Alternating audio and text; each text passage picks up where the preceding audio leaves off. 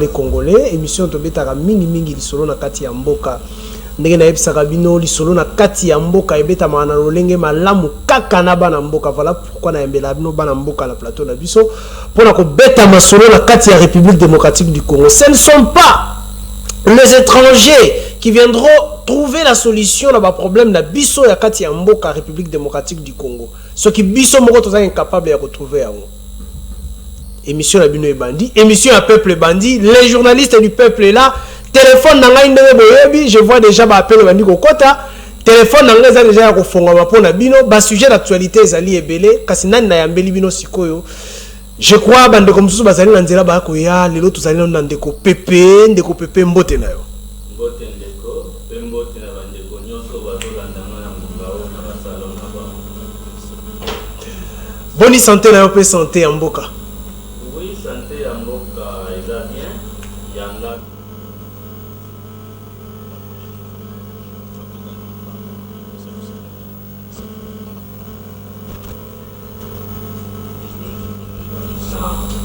wao boyoka ki bandeko bakenga okundana bandeko bakufaki mokolo ya mars na retour basalaki accident.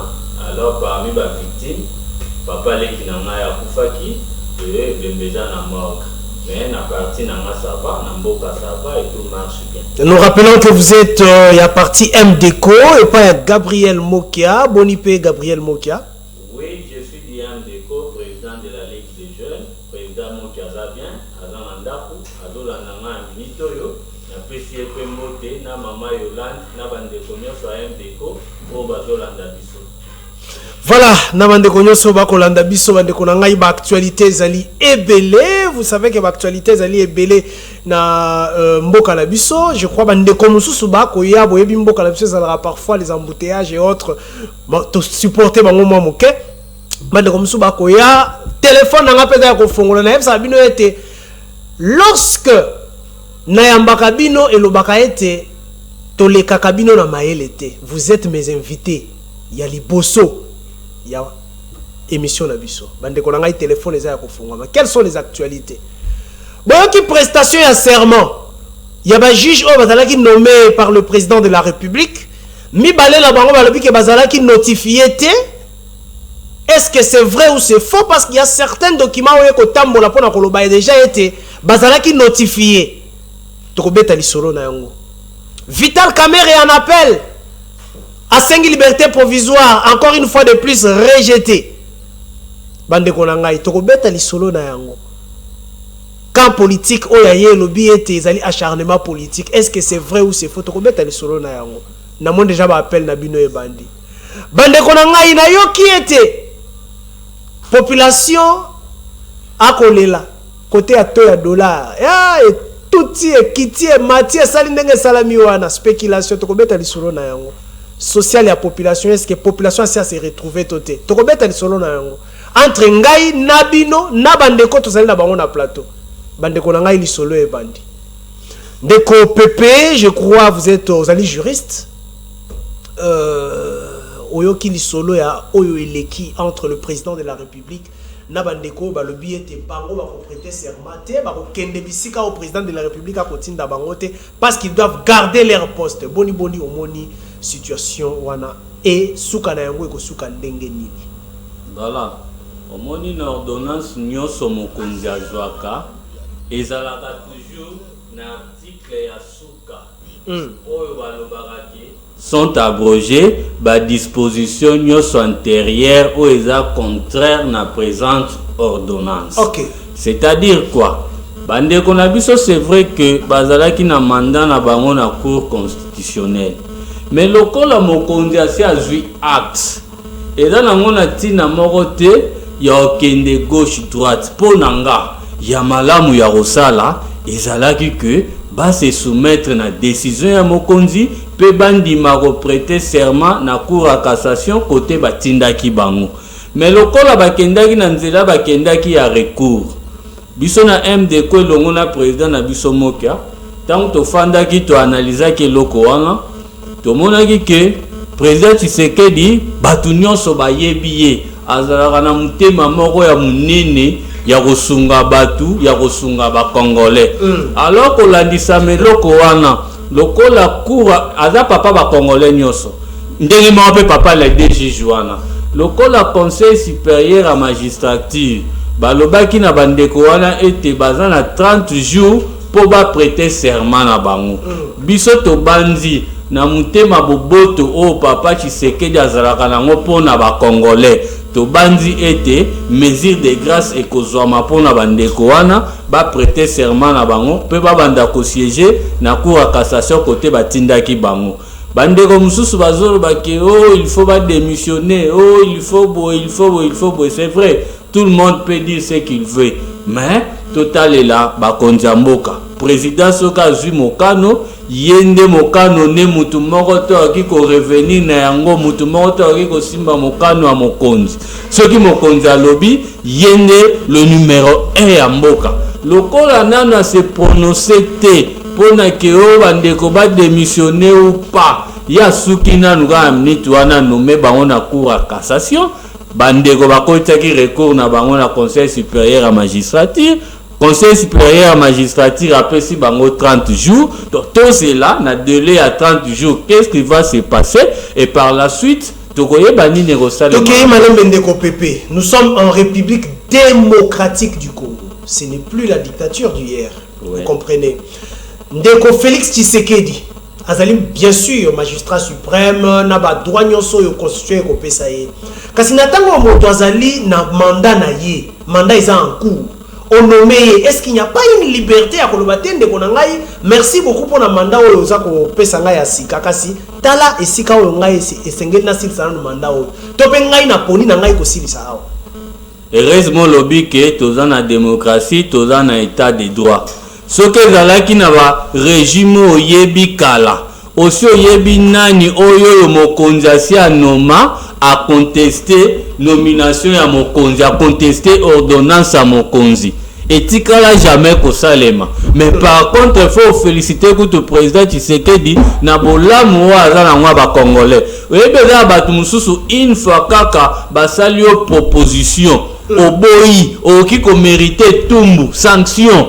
Pourquoi mokonzi nommé toi proposer une fonction moko songolo okende kobo eza manquement mais président Tshisekedi azalaka bon il aime les Congo il aime les Congolais il donne la chance à tout le monde au monde écoute na ba nomination akendaki ko nommer même ti batu entre parenthèses soi-disant lamuka ye azomona ki lamuka te ki peut perdre te ki nini te azomona nde ba congolais na Congo ezali flatterie MD quoi ça la jamais président moki a soutenu Félix Tshisekedi c'est clair mutu nyonso ayebi eza ndenga ko flatter te mais lokola vision ya président moki azomona ngwe pas président Tshisekedi ya koluka ko tombola Congo eza pona raison wana nde président moki andimi ko soutenir ndeko na Félix Tshisekedi mais eza teke na ndenga ko flatter so pona non eza pona ko tombola nde mboka na biso merci ndeko pepe bandeko na ka bwana ndako boko jige jamamo na appel ndenge ezokota kasi na yamba bino nano sikote so na yebisi bino fongoli téléphone nde na yambi ba appel na bino boza la motema ya kokita je crois na yebisa bino ete ba invité azali ye moko te ami balé invité na biso ami balé pona mokolo ya lelo ezali ndeko Douglas bienvenue d'abord sur notre plateau. Merci beaucoup ndeko Isaac. Nazana esengo mingi ya kozala na plateau na yo pour la première fois et na remercie mingi pour na invitation au Tchopesa biso. Makanisi j'espère que toko partager makanisi na communication o esengeli pour na moment oyo.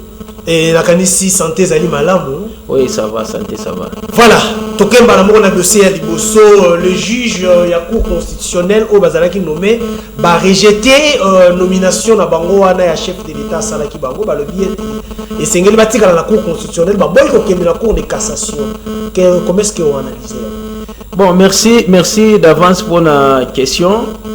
Il faut tout me un peu éclairer par rapport à la situation ya ba juge. Oyo baza d'avance baza ba magistrat baza neti ba professeur au baza na cour constitutionnelle te ou bien baza neti ba avocat au baza na cour constitutionnelle te bango baza na statut particulier au iso régir bango eza conseil supérieur et magistrature et puis baza na loi na bango oyo il faut baza la soumis nango eza loi portant fonctionnement et organisation de la magistrature. C'est-à-dire que les magistrats basés d'office na carrière au service de la nation. Ils sont là pour servir la République démocratique du Congo.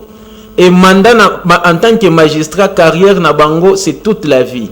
Au bazo mené. Bako occuper ba fonction au na ba service public ou bien na service privé parce que mandat na bango na magistrature na bango na incompatibilité na ba fonction wana. Donc nomination na bango ezokende par rapport à proposition à conseil supérieur à la magistrature ou bazo proposer et pas mokonzi mboka oza autorité suprême ou bien le magistrat suprême il y a république après avoir proposé ba comme na bango. Ainsi, le président a ordonné, a prendre acte par ordonnance présidentielle. Et la procédure normale.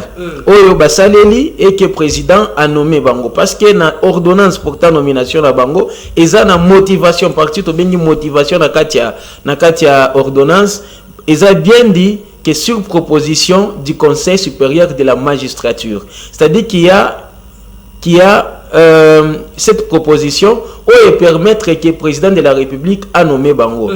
Yango, par rapport à la situation ezoleka sikoyo, c'est-à-dire que magistrat, c'est comme un militaire dans la République. Okay. C'est-à-dire que tant que vous avez nommé, exactement mon côté parce que selon la raison que vous avez évoquée, je vais y arriver. C'est-à-dire que le magistrat a un temps, il y a causé la tête que va consulter ou bien va la quoi que ce soit. Le magistrat c'est comme un soldat de la République. Quand on te dit à ce moment ici on a un front, c'est-à-dire que yozo zwabilo qu'on a yo au sel au mati, ok na front. C'est comme ça que il sert la République. Il sert la République na isika bazo tiaye. Mais il y a confusion. Nakati il y a biso ba congolais par rapport il y a état wana. C'est-à-dire que les deux juges baza ba professeur té ou bien baza neti maître nkuluté. C'est-à-dire que bango baza ba magistrat. C'est un quota au outil na magistrature.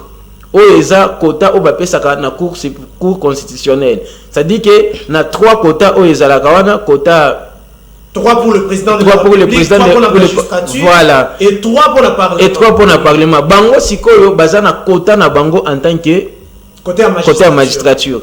Et côté à magistrature, avant tout, baza régi par loi portant organisation, fonctionnement, na organisation, il y a conseil supérieur à la magistrature. C'est-à-dire ils sont régis par ces statuts-là en tant que magistrats. Parce que la ligne mogoneti mettre un coup luté, oh yazane avocat, donc possibilité na eza autrement, c'est-à-dire que bango tango bazo tinda bango, c'est-à-dire conseil supérieur magistrature osanini akotinda bato misusu ne sika wana. Donc c'est dire que tozali na droit ya koloba ete tokoki kokende tote c'est une erreur. Yango donc non bango bazata na ta ya ko discuter te. Bazana ta ko discuter te par rapport à ordonnance ya mokonzi ya mboka. Parce que mokonzi ya mboka aza chef na bango, c'est pourquoi la constitution peut sier pouvoir neti le magistrat suprême. C'est-à-dire que y a azomona esika oyo il faut na classer ngo ndekotel, esika oyo il faut na classer ndekotel par rapport à compétence na il faut te tiaye wana. Donc pour na bango il faut ndeba obéir na ce que le président de la République, mais aussi s'il faut aussi dire quelque chose, c'est que eza obéissance wana eza nango déjà. Parce que dans certaines recherches on nous prouve que même ba remise et reprise et si ça les mis dango et ça les mis nango déjà basi bazui déjà biloko na bango ba yaki kutu pour la batoge déjà tout c'est déjà fait, mais ce qui circule dans les réseaux sociaux ou soit quoi que ce soit, même lettre oyo tozomona ngo na kati ya réseaux sociaux soit disant annoncer mécontentement na bango, mais il faut se poser la question, cette lettre là a été introduite où? Parce que si je reviens à vous pour le même sujet, Ndeko Pepe, vous ne trouvez pas que il la FCC cache, cette coalition FCC cache, et qu'on ne peut partout, tout a été binobo telemeli awa, cache à telemi awa pour soutenir le président de la République pour ça là. Bon, les qui n'ont pas FCC pour soutenir, on va télémer la décision à chef de l'État. Je vous rappelle que côté à FCC, qui déjà moi soutient na bato ya comment na ba juge wana pour la koloba ete bazali libre ya choisir so ba ko tika la to kokende. Ce n'est pas une guerre entre FCC Kachoto comme on a parlé. Nyonso wana soki bato ya FCC bazokanisa bongo eza ba erreur. Pourquoi ba erreur? Pour bato batoke na ba jurisprudence o esalemaki na ba ane eleki. Eza na ndeko azala minito Vundawe azalaki na cour constitutionnelle. Mais président Kabila anomaki ye ake na conseil d'état. Et ça là qui polémique te. Professeur Luzolo Bambi azalaki pe kuna na cour. Banomé ye ake akomi conseiller à président Kabila. Luzolo Bambi. Et ça là qui makelele te. Mais pourquoi bazolinga ba politiser affaire ya les deux juges? Nyonso eza ba erreur. Et puis ceux qui posent sima. Mutu soka kotisi recours. Eza la mabeto malam. Mais li ko bateka boyi proposition ba salier. Bon qui ko répondre na recours na te ndeko recours no koti OK c'est bon mais ça là o balobi na. Ndeko lobi makambo kitoko awa.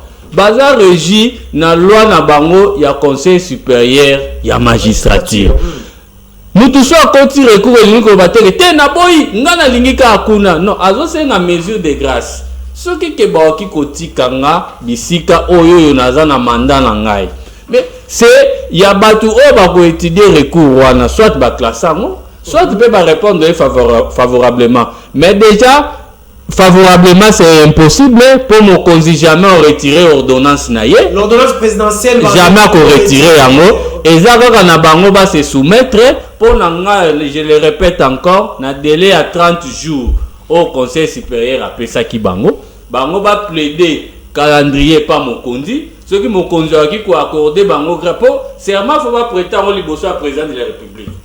Président de la République ne muta ko se décider ce ko qui ko pesa bango jour ba ye ba prêter serment na bango ko la tsamande ba bongsa et puis débé ko za la clos FCC batika ko politiser secteur à justice. Merci beaucoup Ndeko Pépé, Ndeko Douglas, je reprends la même question pour savoir est-ce que zalité la guerre entre le FCC et les CAJ qui va même au niveau ya ba juge ya cour constitutionnelle to ya cour de cassation.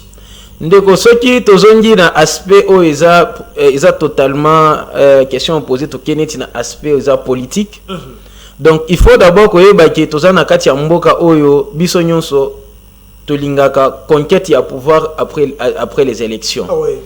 Donc toza na deux aspects na minute oyo ezo sala ke ezo pesa mingi contradiction na mésentente ou soit les désaccords entre ba coalisés donc FCC na CAJ. Au mona na kozonga mwa sima okomona likambo par exemple oyo tolika sima aba marche salemi ce qui est autour de ya ba marche nyonso wana dénominateur commun ezalaki nini problème ya Ndeko Ronsard Malonda. C'est-à-dire que le combat de la CENI c'était un combat comme si les uns acceptent Malonda ba misusu bazoboya Malonda. Quand on mettait un peu kokota na bakuli soto na pourquoi ozoboya Malonda misusu balobi Malonda azande komoko azana pension na FCC. Yango na tozoboya ke azala wana poso azawana c'est-à-dire que élection en 2023 bandeko na biso ya FCC bakoleka lisusu na ba siège ebele tokozanga position na biso. Soto ni bato ya FCC bango balobi non élection ici esalemi nango tolandi na biso procédure biso pe na parlement to entermer makambo esali nini esili tokende liboso. Après yango oyo komona lisusu deuxième problème eza problème oyo etali cour constitutionnelle. Le moment que bazolongola deux juges na kati ya cour constitutionnelle ozomona ke yango pe mibale esali nini ezo créer pe ba problème. On accuse les CAJ de vouloir gagner. Voilà, on accuse les CAJ à vouloir avoir un bon quota de magistrats, de juges à la cour constitutionnelle, et les CAJ aussi à un certain moment pense que FCC a petit si bandeko wana ba prêter serment parce que bazo tenena échec par rapport à la cour constitutionnelle. La situation devient politique. La situation devient politique dans les coulisses. C'est comme ça que réponse nanga est que c'est un combat de positionnement. Nous sommes en Afrique.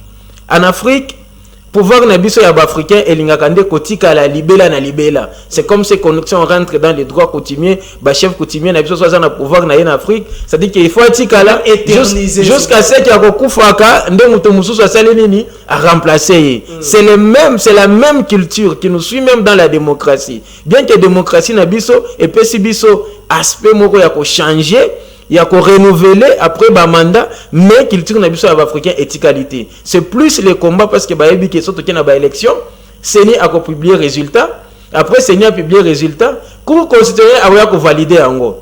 Raison pour laquelle il faut avoir un peu des hommes au bazana penchant, au bazana moi affinité moko boye, au que ceux qui tokei ba ko zala na moi poids par rapport à ba dossier na biso. C'est ça le vrai combat à l'interne.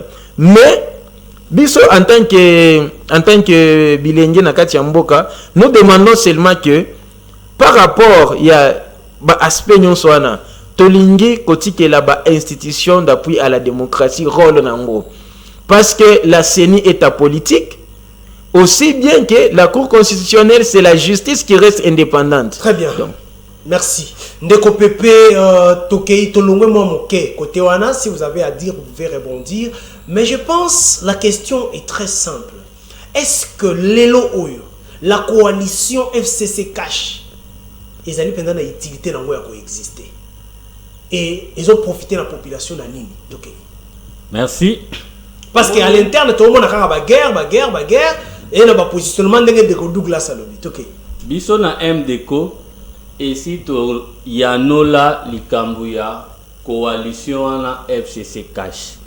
To poussa kutu mokonzi na biso Gabriel Mokia, ce qui est possible akutana même na président de la République Félix Tshisekedi a poussé même na niveau ya ko dissoudre Kobomako wana ya FCC cash. Pourquoi? Pour tout le monde qui que ezoluka ko profiter te na population. Président de la République na ba idée ba intention ya malam azo sala pour na roluka et profiter na mboka pe na ba imboka. Mais tout allez komona toujours moi ba tiraima moi ba kale moi ba biloko moi boy et ça là que effréné élan ya mokonzi. Président Moki à chaque jour les kana ba média ko dénoncer biloko wanga. Oh FCC mais batango pe ya FCC connaissant makambu na bango ba yebi pe ke na minute soki pe tokei makambo esili ba obosa na biso nde bazo luka kaka ko forcer mais to banzi ete coalition anezo profiter na mbokati tout le monde bazo dénoncer tout le monde bazo et c'est tous les jours bazo dénoncer coalition na FCC cash loko les autres profiter nango na Congo te tina nango ezapeli susu te to répéter ngo lisusu tozo sengelo ko wana exister sous te pour na bolamu ya Congo. Donc yo ko trouver te coalition ane comme mena biso c'est pas problème. Ba problème sur problème. Alors ça ne sert à rien to continuer non. Merci Ndeko Douglas. La coalition FCC cash, le président de la République a même dit que je ne suis pas prêt à y laisser ma vie pour la coalition FCC cash. Mais azali ko senga te voto ekaba. Est-ce que ça profite aujourd'hui à la nation? Oui, merci beaucoup Ndeko Isaac. Nazo rebondir un peu Mouké par Nassima par rapport à Ndeko Nanga ya IDECO. MDECO. Il y a président Gabriel Mokia. Il faut te baka que Kokabola ezalaka nango facile. Mais ba conséquence nango ezakapé trop difficile. OK. Dans un contexte moko oyo ba élection et imposer biso résultat wana. La coalition. Il y a coalition. C'est-à-dire que PSI FCC majorité et PSI président Tshisekedi abimi président de la République. C'est pour dire d'abord que nazo songana na interpellé biso population pour 2023.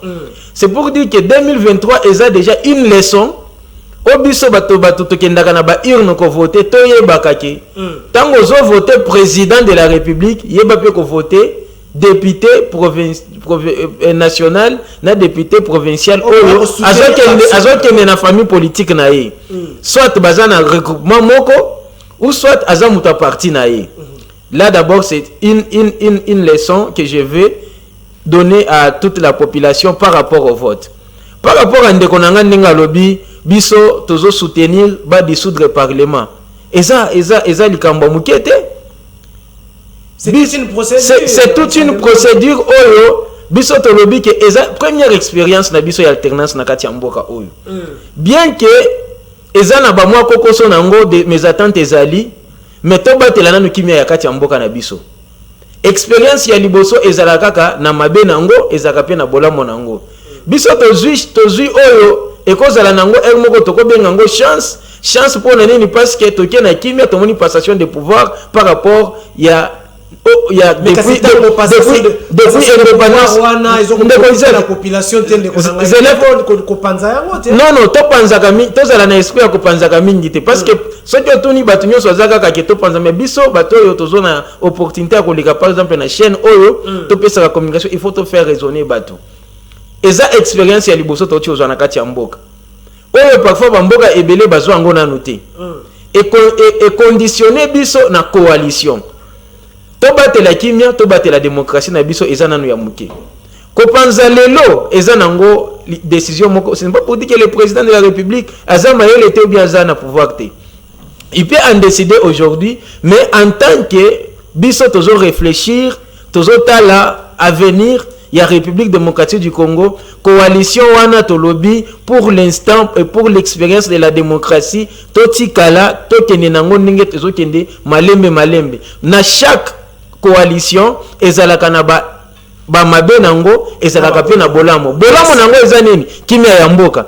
mabe nango eza nini eza deux protagonistes ya kala deux visions différentes mais toza biso population to accompagner bango mais en entendant to pousser mokonzi ya mboka bien que coalition ezali yo za na décision ya suka tala côté social. Merci. Tout la côté social na yebisaka bino ete na mboka oyo politicien azalaka na base ya souffrance ya population journaliste azala moninga politicien te yango moni biso tosala kaka mosala oyo ya biso Glody propose ngana no moi ba image oyo population à lobby na rubrique na biso cri du peuple. Écoutons aussi les peuples à lobby nini sima ya cri du peuple téléphone na ngai fongwa misiko pona koyamba bino nazomona ba appel na bino je vais maintenant vous recevoir vous allez aussi participer pe na ba idée na bino na yebisa bino ke ta mbaka bino parce que biso to le ka bino kaka maele te téléphone na ngai fongwa mi kasi liboso na yango Glody balancele ngana no image au cri du peuple.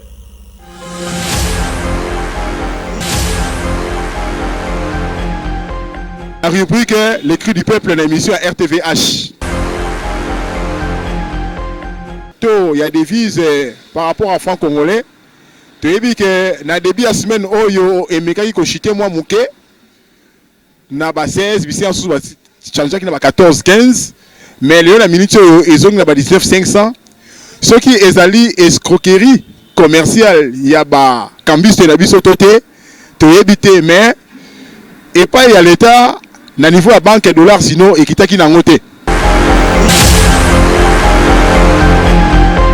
to elisaki to changer ba dollar na biso mamsu ba changer na ba 15000 voire même ba 14000 po mutunyo sa koma ina na to na e mutuna mutu abimisa to na e alors ça là passe to changer na ba dollar en croyant que et okoma souti na c'est parmi ba rumeur ezaki que ekokita tina ba 9000 francs alors to zai surpris mbala mo dollar e yo matali susu donc tu vas changer déjà ba dollar na bango donc to sali ba perte moko donc okokyo imaginer côté donc ça il pena pas si makasi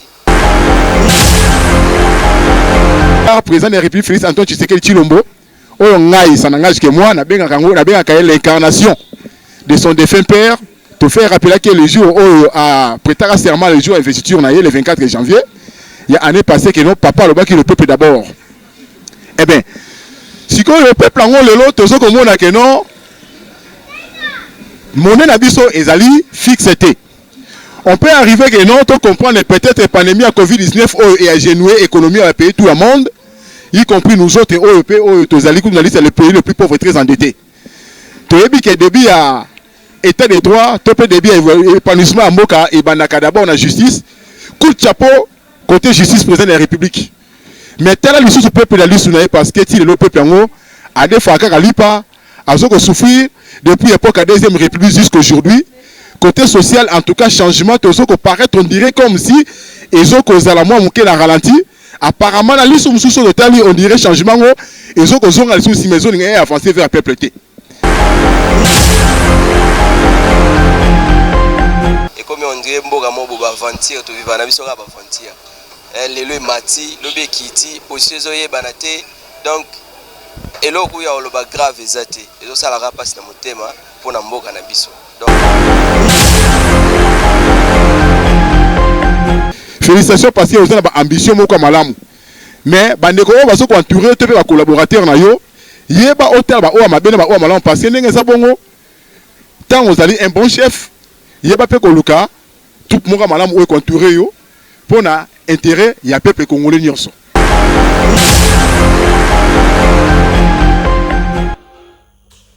Ah, Félix Papa Lobaki, le peuple d'abord. Wana de quoi rappeler. De quoi le bill sous. Donc de comme ça le bill mboka na biso koma kaka boy. Et mata, ekita. Téléphone na ngefongwana. O wana bande ko bazwaki occasion ko kutala nanga na micro. Bino siko bokutala na ngai na plateau bande ko na ngai. À travers ba appel na bino ba numéro ezali déjà wana bobenga naza ko recevoir bino pe bande ko bazali na plateau ba ko yoka bino avant ba réagir na zwine de ko ya liboso allo de ko bengi biso api kombolani. Allô, bonsoir, na bengi na lingwala. Oui, de ko na biso à lingwala, votre réaction rapidement. Je voulais dire pour l'émission. Oui. C'est que le foyer est en train de dire que tout est d'abord coalition na biso et tambo la manière so tenewana. De ko Douglas. Je ne sais pas si il a se retrouver yango moni azo le courage de la manière wana. Ceux qui arrivent à vivre nous soit mener peut-être à rôle va monter. J'ai vu quelqu'un en train de parler là-bas que non, j'appelle Félix et si c'est l'incarnation de son défunt père. Mais pour moi aujourd'hui Félix est l'incarnation peut-être le maximum le peuple d'abord, c'est Kabila d'abord. Parce que ceux qui gagnent n'a pas dit on a ça ils arrivent pour la rupture. Ça va bien. Voilà, ndeko wana ezali population nde alobi avant na zonge la population pour na zo ya mbaye ba pele ko kota ndeko Douglas ndeko attaquer pour na koloba ete population abimaki na mbula pour na okende ko voter Félix Tshisekedi akaya voter Félix Tshisekedi ezalaki pour na komona rupture kasi lelo oyo lobi to tika FCC cash na tango population se retrouver te nazo zo ndeko Douglas na sima ya appel oyo allo ndeko bengi biso api kombole. Oui, ndeko na Ngaliema, votre réaction. Réaction mise à propos du président de la République. Oui. Premièrement, naza fanatique il y a UDPS les pères, il y a Stéphane qui se les pères, pendant que les pères. Voilà, ndeko alobi azali fanatique, il y a UDPS, il y a papa avec Félix, avec papa Etienne Tshisekedi. Donc Douglas, d'abord votre réaction avant la zone de la population. Yoki population koloba, population kolela, social et la population, ça ne marche pas. Quel est votre ceux qui ndeko alandinga bien nalobi naza nalobi na deux aspects. Aspect ya liboso na évoquer qui na nos problèmes ya paix na kati ya mboka na biso. Ça dit que coalition et puis na lobaki avant que coalition eza résultat ya biso bato tokenda ko voter yango na sengaki na population na bitango tozokende na mapono ya 2023 toye batango zo pona président de la république pona pe député azokende na nzela na ye. Sinon la coalition reviendra. Sinon la coalition reviendra alors. Alors biso toza mboka liboso ya ko vivre coalition te. Il est vrai que social na évoqué ngo awa na lobby social ya mboka eza bien te. Mais social ya mboka na ndenge ezali na sengi na mokonzi ya mboka bien que coalition ezali yende azo définir politique ya mboka. Il faut attendre la côté population ezali mais entre-temps pour préserver les acquis na kimia na kati ya mboka toko kende na kopanza na sengeli to garder coalition mais politique ya social est la priorité pour na ko garantir sa population. Okay. Donc coalition etikala pour na kimia ya mboka mobimba mais entre-temps politique ya chef de l'État na ya gouvernement na biso ekende etala aspiration à population o ezali ba vie na bango jusqu'aujourd'hui ezana no améliorer. Voilà ndeko pepe oyoki population kolela ezala pana micro baladaire na biso to na population ba ko benga sikoyo ki population kolela ete ce qui a porté ezaki pona komona vrai changement kasi apparemment ya komona neti coalition FCC cash ndeko bloquer makambo. Na ngana lobaki yango na ebandeli ete coalition ezo servir mboka te. Pona biso il faut ko boma coalition wana. Limbisa natanga mukie na la constitution na biso na exposé des motifs. Rapidement, oui. Depuis son indépendance, le 30 juin 1960, la République démocratique du Congo est confrontée à des crises politiques récurrentes, dont l'une des causes fondamentales est la contestation de la légitimité des institutions et de leurs animateurs. Cette contestation a pris un relève particulier avec les guerres qui ont déchiré le pays de 1996 à 2003. En vue de mettre fin à cette crise chronique de légitimité et de donner au pays toutes les chances de se reconstruire, les délégués de la classe politique et de la société civile, force vive de la nation, réunis en dialogue intercongolais, ont convenu dans l'accord pour n'avoir signé la constitution. Okay. C'est-à-dire, objectif est de reconstruire Mboka, résoudre les problèmes dans la crise, la constitution en marche et tombola Mboka na biso et kendel boso contestation si la légitimité boye makamboani si là. Mais tant que toke na vote, to moni que makamboani crise aussi là, te bande kumususu bazo sala nde mauvaise foi. Mboka etambusa makande na constitution, mboka etambusa makana accord te. Accord toki ko sala ngo ba entre individu, mais ezala likolo ya. Donc moni neti ba accord wana comme ko marcher sur la constitution. Mais tant que ko mutu de mauvaise foi, Agoluka a bloqué président de la République pour l'avantage et accord na ye. Ça sert à quoi? Président nommé juge. Oeza makambo etali magistrature mais ba parti songolo ba komi ko kende ba lo ba makambo ngo direct ali bango ya bango nini na kate za makambo magistrature bino la politique justice ezala indépendante bazo mi ko tapona nini yango lokola bazo linga ko bata na majorité de to monaki que président boma e ko za la crise al bosote ya Congo. Président de la République aza garant ya ba institution en Mboka to yebi ndenge partout ba rosala po Mboka etelema et c'est la meilleure solution d'ailleurs. Merci. Ce qui est regrettable bandeko ngai bomoni ete le plateau est un peu peut-être déséquilibré ndeko ya la muka oto bengisaki akimi na e plateau ndeko mususu ya PPRDP oyo azongela zala bandeko yepe akimi na e plateau. Voilà pourquoi on trouver ndeko na biso ya MDK na ndeko Douglas bazali bango moko. Yoka sous population si manazonge libino. Allons de kobengi wapi kombona. Oui, Delvon de konangai votre réaction. Qui m'a donné musika à télévision na ondeko. Ndeko wana anataka kuloba pona kwa bango ese mabena ye banda kala. Udani le mate. Basala kadi muna ba capteur demba na 2000. Tomona yango. Basala demba bomba kambele. Bali na 2006. Na kizenga.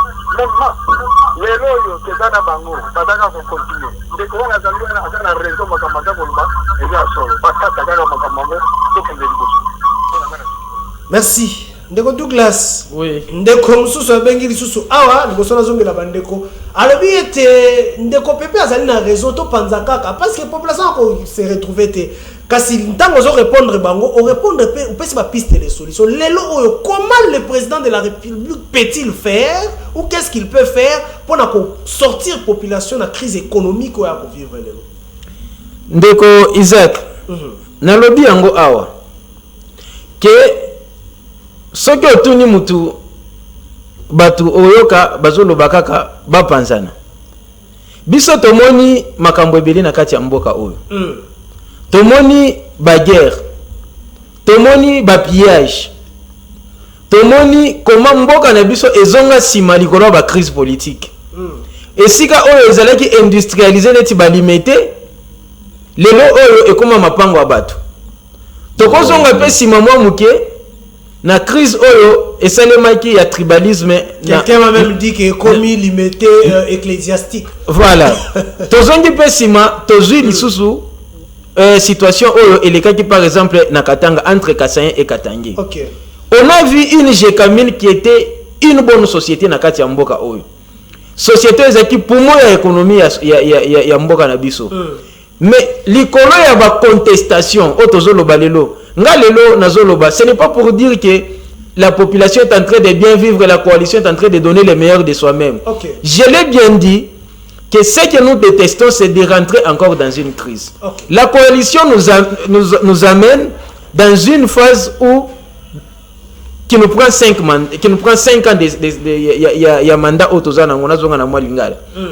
Mais tolobi bien que ezo futa nango bien te par rapport à aspiration ya peuple ya commune social échangé.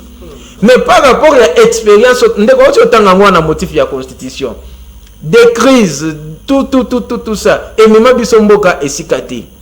Mais pour na kobattre la kaka kimia nanu to s'accompagner, mais ce que j'ai dit que le chef de l'État a son autorité en tant que mokonzi mboka, parce que c'est souillé de bazo définir politique ya mboka otozana ngo. Et puis le loba ko panza, je te dis, le loto ko loba président, ce n'est pas pour dire que le président Tshisekedi azana ba conseiller na été. Président Tshisekedi a sali ba voyage ebelé. Je suis sûr que c'est un président de la République a joué ba conseil à baninga mususu. C'est-à-dire que azana makoti constitutionnellement a telemi le lobby a lobby parlement wana na dissoudre ngo ezana muta ko kangayete parce que ça décision est chef de l'État.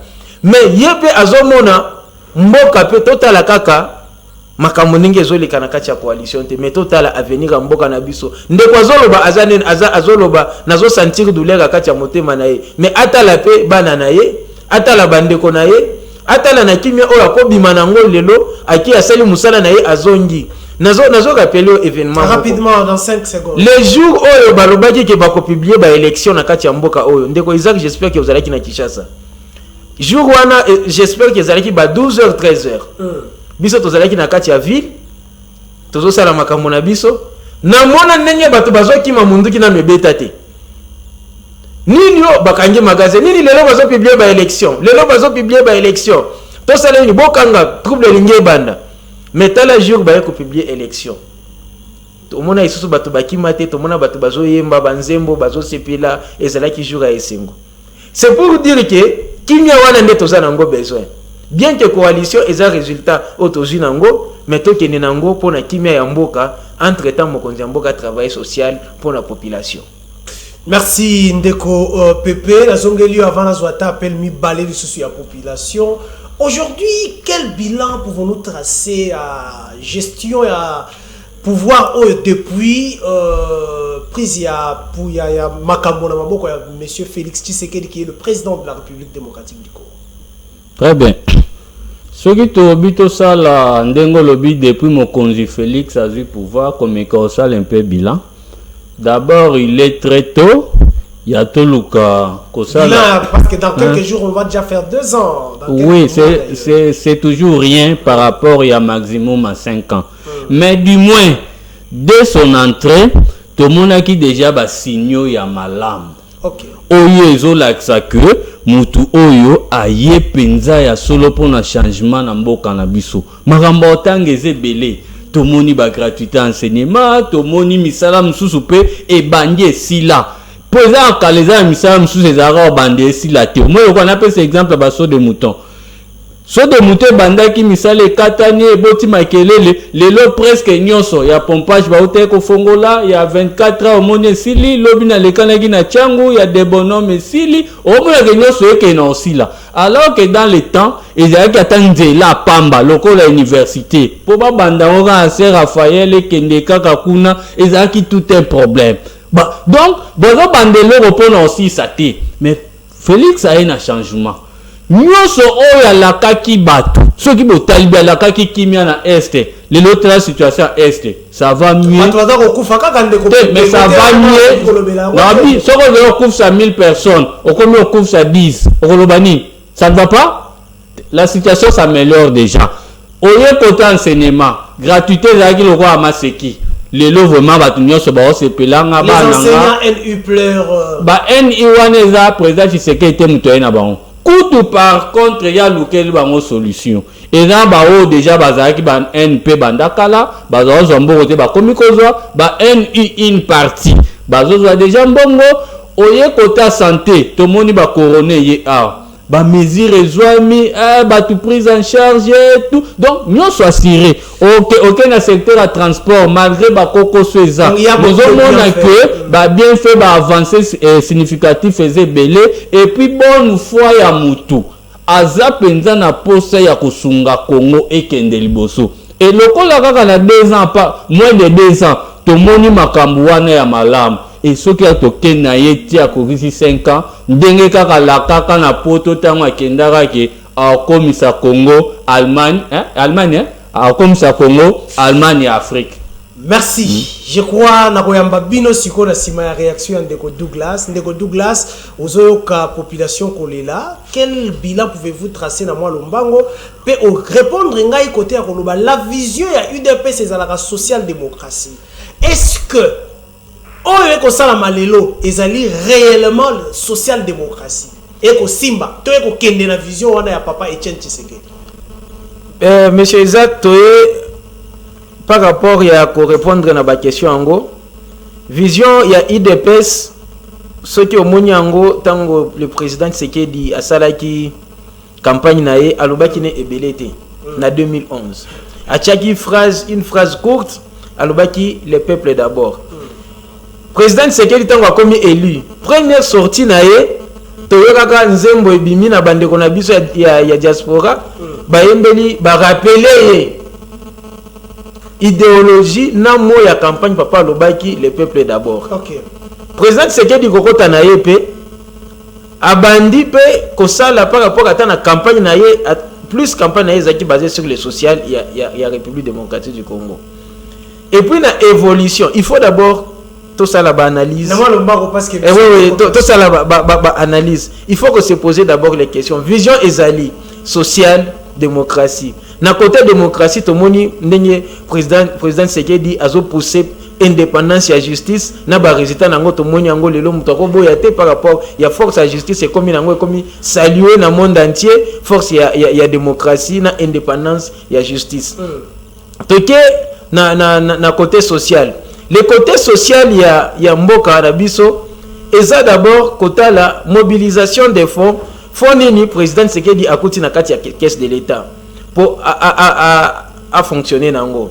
Et ça d'abord premier obstacle au yakutani nango. Deuxième obstacle eza charge oyo akuti lisusu na kati ya mboka na biso. Eza parmi azokende ko tracer programme na ezokende malembe mais nous sommes sûrs que na bonne volonté le président Tshisekedi va faire mieux le social de la population congolaise. À chaque président, tu as une étape dans le merci. Mot de la fin directement. Parce que mot de la fin, Nazolo Baboye. Coalition est un résultat. Et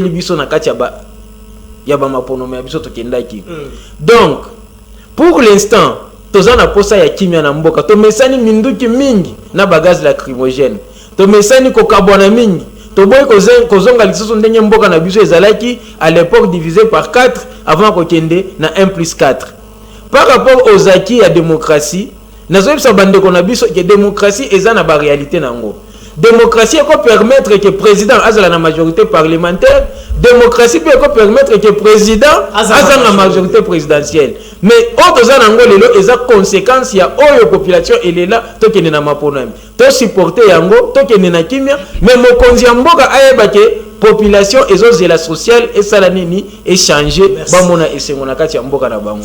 Merci ndeko Pepe, votre mot de la fin to clore na émission. Loba suka na loba papa eloko na kindeko na nga lobi que situation toza nango coalition eza résultat ya maponami. C'est vrai. Ndenge moko pe constitution na biso et prévoit makambo nyonso. Constitution prévoit peu dissolution ya parlement. Donc ce qui président dissoudre le parlement péché na EPT et constitution ya noli nini tokoki kosala après dissolution ya parlement. Et c'est toujours possible. Intérêt ya kozwa pouvoir na mboka ezaka ke sengote na zalaka mokonzi ya mboka eza pona ko servir nation, ko servir ba congolais. Bon, à quoi bon soki batu ozo servir bazolela. Okay. Il faut que le tant président Kendaki Genève, président Tshisekedi, à se soumettre qui na c'est même ma ponamina bango. Mais tant que base koto et boyi, président Salagini. Il faut écouter la base. Voilà, à se retirer, à s'aller choisir population n'est attend moi na IDPS. Merci. Dès le temps ba congolais ba on est là. Mon condensé ni le choix est clair. Il est là pour diriger les Congolais. Mais ceux qui ba congolais ba l'équipe majorité à 500 va parler du peuple. Ce qui va tourner l'ICAM, c'est normal. Mon conducteur que ça la pour intérêt à bananer à mboka, il y a là pour servir.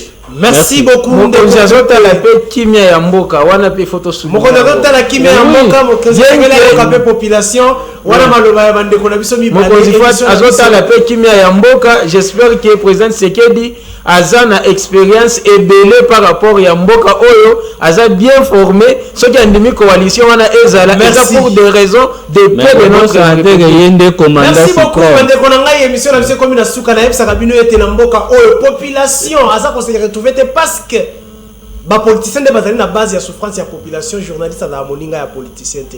Émission na biso esuki awa. Na bisika mususu ba betaka ba kombo ya bato. Ici, on parle du peuple congolais. Merci beaucoup et bye.